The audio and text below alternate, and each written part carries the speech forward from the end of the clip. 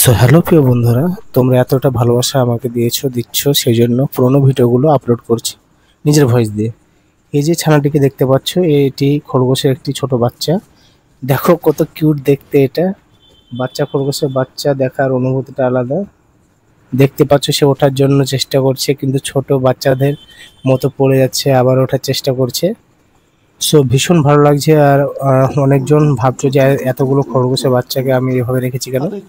খরগোশ ভীষণ একটি লাজুক প্রাণী। যারা খরগোশ পালন করেন তারা হয়তো বুঝতে পারবেন আমার কথাটা। অনেক ক্ষেত্রে এমন হয়, বাচ্চা দেওয়ার পর অনেক বাচ্চা হালকা আঘাতে মারা যায়।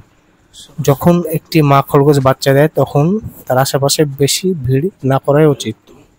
বাচ্চাদের থাকার জায়গাটি পরিষ্কার এবং শুকনো রাখা খুবই গুরুত্বপূর্ণ।